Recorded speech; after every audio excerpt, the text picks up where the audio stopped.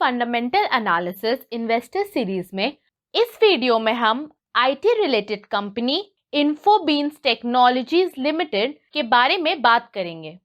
इन्फोबीन्स अगला इन्फोसिस कंपनी जैसे हो सकता है। ऐसे हम क्यों बोल रहे हैं ये आपको इस वीडियो के एंड तक समझ आ जाएगा। एक और चीज, इन्फोसिस, टीसीएस, इन्फोबीन्स टेक्नोलॉजी, भले ही ये सब बिजनेस मॉडल के हिसाब से रिलेटेड हो, पर इनका स्टाइल पूरा अलग है। ये भी आप इस वीडियो में समझेंगे। अगर आप ये वीडियो बिना स्किप किए एंड तक देखते हैं तो आप जरूर समझ जाएंगे कि हम ये कंपनी क्यों सजेस्ट कर रहे हैं। Hi viewers, get trading channel में आप सभी का स्वागत है। बिजनेस मॉडल्स के बारे में डिस्कस करने के पहले इन्फोबीन्स कंपनी के मैनेजमेंट और प्रमोटर्स के बारे में डिस्कस करते हैं। इस कंपनी के को-फाउंडर और सीईओ मिस्टर सिद्धार्थ सेठी है। वो एक इलेक्ट्रिक इंजीनियर है और उन्होंने एमबीए आईआईएम इंदौर से की है।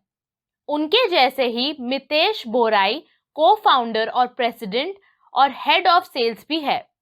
इन्होंने भी electric engineering with dual MBA Columbia, New York से की है। अगला मिस्टर अविनाश सेठी, को-फाउंडर और सीईओ, जिन्होंने इलेक्ट्रिक इंजीनियरिंग और एमबीए इंदौर से किया है। इस कंपनी के बारे में बात करने से पहले अगर हम इन सब लोगों के बारे में बात कर रहे हैं, इसका यही मतलब है कि इनकी आइडियोलॉजीज और इंटेग्रिटी कितनी इम्प्रेसिव है। अगर मेन पिलर स्ट्रांग रहेगा तो बिल्डिंग भी स्ट्रांग रहेगी। मैनेजमेंट के हिसाब से हम ये कंपनी को अबव डिस्टिंक्शन मार्क्स दे सकते हैं। जैसे कि पहले कहा गया था, इन्फोबीन्स एक सॉफ्टवेयर कंपनी है जनरली, पर उसके बजाय हम इसको एक सॉफ्टवेयर डेवलपमेंट सर्विसेज कंपनी भी कह सकते हैं। इस कंपनी की स्पेशलाइजेशन है बिजनेस डेवलपमेंट एप्लीकेशन प्रोवाइड करना। साल 2000 में मैनेजमेंट ने ये छोटी सी कंपनी एसएमई लिस्ट में ऐड किया था और 3 साल पहले एनएसई लिस्ट में भी ऐड किया। हम लोग शुरू से बता रहे थे कोई भी कंपनी बिजनेस मॉडल पे डिपेंड होती है, जिसमें ग्रोथ मॉडल होना चाहिए, स्केलेबिलिटी होना चाहिए, एटसेट्रा एटसेट्रा। ये सभी चीजें इस कंपनी में प्रेजेंट है। चलिए अब इस कंपनी के बिजनेस मॉडल के बारे में बात करते हैं। हो सकता है कि कुछ लोगों को ये बातें समझ ना आए। मैं नॉर्मल लैंग्वेज यूज करके इसे पूरी तरह समझाने की कोशिश करूंगी। आपको इस कंपनी में कॉन्फिडेंस आ जाना चाहिए। तो सिंपली आपको ये समझ जाना चाहिए कि जो भी ऑर्डर इस कंपनी को मिलता है या जो भी रेवेन्यू, वो खुद कंपनी ही है जो जनरेट करती है। फॉर एग्जाम्पल, जैसे अमेज़न ने उन्हें एक कॉन्ट्रैक्ट दिया और एक अमाउंट रिलीज किया, कंपनी ने उस अमाउंट को डिपॉजिट समझा, एक्सपेंस नहीं, जिसका मतलब है वो खुश रहने का ही सोचते हैं। एक तरफ उनके क्लाइंट्स को प्रॉफिट मिलता रहता है और दूसरी तरफ इन्फोबीन्स को रेवेन्यू और प्रॉफिट मिलता है। आसान भाषा में बोला जाए तो ये एक एलईडी बल्ब की तरह है। जब हम एक एलईडी बल्ब खरीदते हैं नॉर्मल बल्ब की बजाय, क्योंकि एलईडी बल्ब नॉर्मल बल्ब से कम पावर यूज करती है और कुछ महीने तक हमें कम बिल भी आता है। इन्फोबीन्स कंपनी का बिजनेस मॉडल भी कुछ इसी तरह है। चलिए अब एक्चुअल मॉडल के बारे में बात करते हैं। हमें उसके सर्विसेज के बारे में पता होना चाहिए जो वो हमें ऑफर करते हैं। पहला, ऑटोमेशन इंजीनियरिंग। वो लोग एक्सपर्ट है इसमें। अभी सवाल ये है कि वो लोग ऑटोमेशन कैसे प्रोवाइड करते हैं। उनके क्लाइंट्स उनके ऑटोमेशंस और ऑटोमेशन टूल्स यूज करते हैं, अडेप्ट करते हैं, इम्प्लीमेंट करते हैं और उसके रिसोर्सेज को रीयूजेबल और स्केलेबल करते हैं एक सिस्टम में और एक फ्रेमवर्क में। उनके डिजाइन क्लाइंट से रिलेटेड कंपनीज एफिशिएंसी को बढ़ाते हैं। ये उन्होंने बहुत कंपनी के साथ किया है, तो इन्फोबीन्स भी खुश और क्लाइंट्स भी खुश। दूसरा, डिजिटल ट्रांसफॉर्मेशन।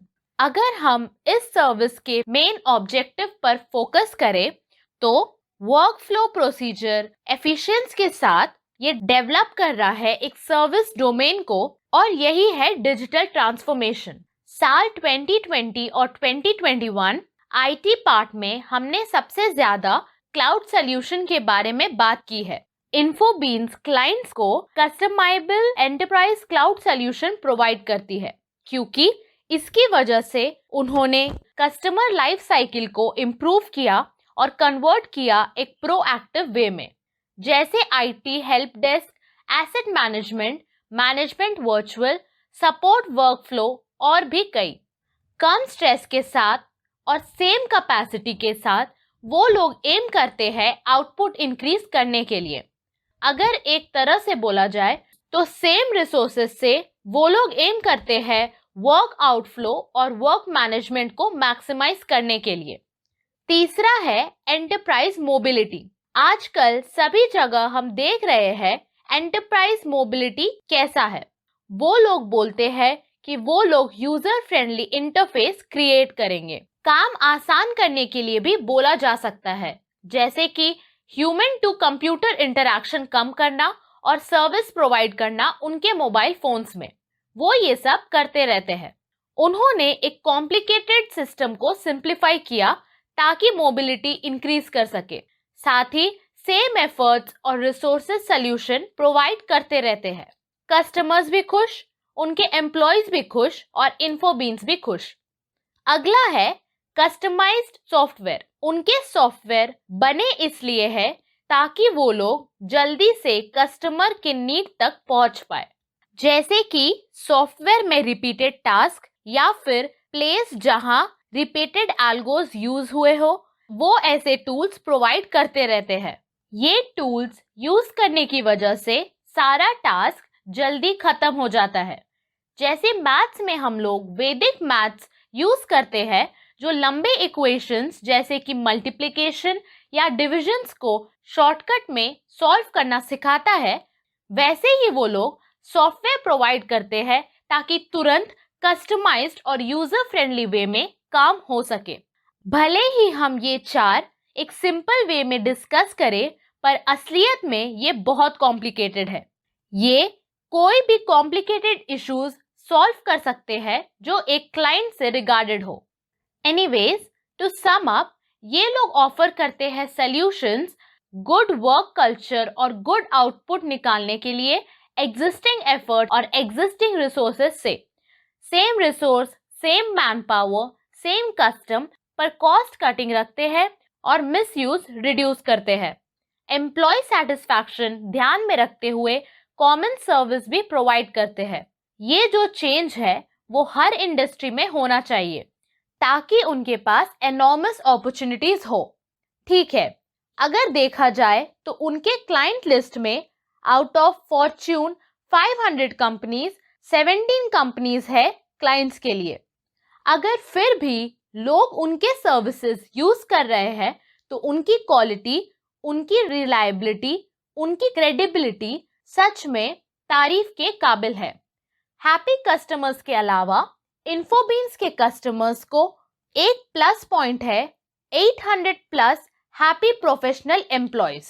इतने सालों से उन्होंने टाइटल अर्न किया है dream company to work for. जो भी ऑफर वो लोग करना चाहते हैं क्लाइंट को, वो पहले इंट्रोड्यूस और इम्प्लीमेंट अपने खुद की कंपनी में करते हैं बाहर रखने से पहले। उनके पास सारी चीजें थी जो एक गुड एस्टैब्लिशमेंट के लिए जरूरी है।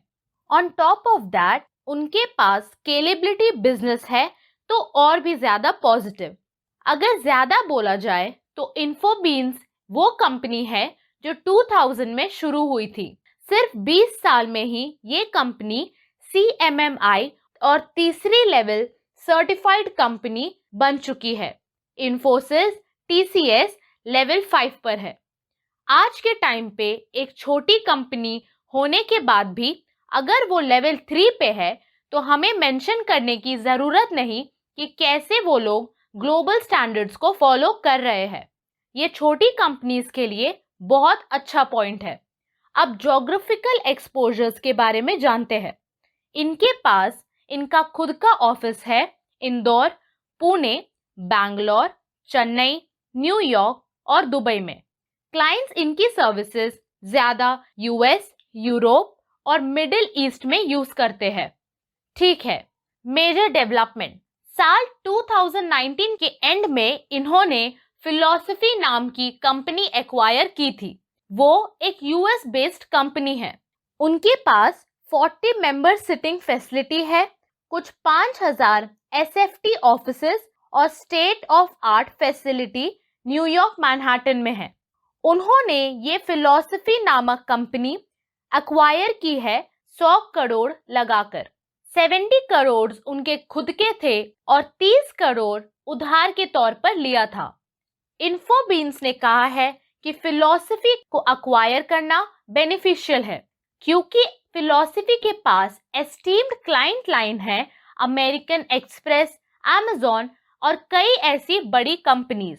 एक्विजिशन के बाद भी वो कंपनीज इन्फोबीन्स क्लाइंट लिस्ट में ऐड हो जाएगी। फ्यूचर में इन्फोबीन्स अपना क्लाइंट लिस्ट को वाइडन जरूर करेगी। उनकी ग्रोथ के लिए एक्विजिशन बहुत अच्छी अपॉर्चुनिटी है। साल 2012 में इन्फोबीन्स 24 करोड़ सेल कंपनी थी। उस टाइम से धीरे धीरे बढ़ते गए और आज वो 160 करोड़ तक पहुंच गए हैं। सेल्स और प्रॉफिट ग्रोथ में वो 30% एवरेज ग्रोथ मेंटेन करके रखे हैं। इतना सक्सेस मिलने के बाद भी इनकी अपॉर्चुनिटीज के हिसाब से ये आज भी एक छोटी कंपनी कहलाते हैं। इस एक्विजिशन के बाद भी इनके पास बहुत अपॉर्चुनिटीज है एक्सप्लोर करने के लिए। इनके पास स्केलेबिलिटी है जो बढ़ता रहेगा और इनकी सेल्स और प्रॉफिट भी उसके साथ बढ़ेगी। हमें ये पूरा कॉन्फिडेंस है। इनका पास्ट परफॉर्मेंस भी अच्छा रहा है, फ्यूचर परफॉर्मेंस भी बहुत स्ट्रांग रहेगा। इनके पास मैनेजमेंट स्केलेबिलिटी है जो श्योरली एक हार्ट थ्रॉब है इन्वेस्टर्स के लिए फ्यूचर में। हम ये नहीं बोल सकते कि इनको प्राइस में अप्रिसिएशन तुरंत मिल जाएगा, पर थोड़े लंबे टाइम के बाद जरूर मिलेगा और बेस्ट स्टॉक रहेगा पोर्टफोलियो में। तो ये एनालिसिस था इन्फोबीन्स का। आप भी बड़े इन्वेस्टर्स को ज्वाइन कर सकते हैं अभी इसी वक्त, ये आप पर डिपेंड करता है। पर फ्यूचर में ये कंपनी इन्फोसिस की तरह हो जाएगी फॉर श्योर। अगर आपको ये वीडियो पसंद आया है तो लाइक, शेयर और कमेंट करें। अगर आपको अपना फ्री फायर्स अकाउंट हमारे थ्रू खुलवाना है तो डिस्क्रिप्शन बॉक्स में दिए गए लिंक को क्लिक करें और ओपन्ड पेज पे अपने डिटेल्स एंटर करें। हमारे चैनल को जरूर सब्सक्राइब करें और ज्यादातर लोगों के साथ शेयर भी करें। आपकी इन्वेस्टिंग हैप्पी, सुरक्षित और लाभदायक हो।